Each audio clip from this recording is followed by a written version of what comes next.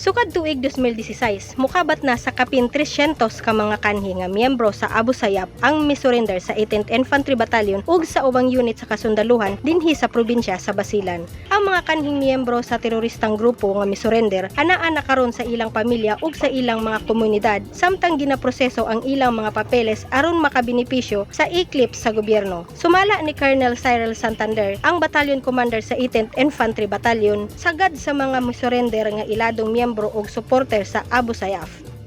Yung mga na-profile ng mga former rebels, inaano namin sila, ini-enroll namin sila sa ECLIP para may matanggap sila na kabuhayan, syempre.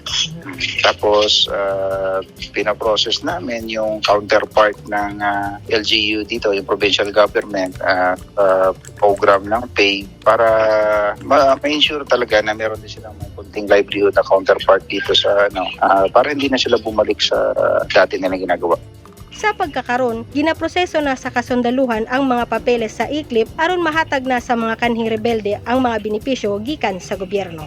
Kung surrenderismo ang mga former violent extremists, meron tayong 25 sa first batch na naipoprocess sa ngayon. Bukas, sa 4th SF Battalion na naman ang second batch na magpo-process para sa ECLIP. So, dito sa Basilan, ang nag-lead niyan is yung isa sa mga NGO na Nagdilaab Foundation. I know na napakarami ng surrenderists pero ang data since 2016 is almost 300 plus.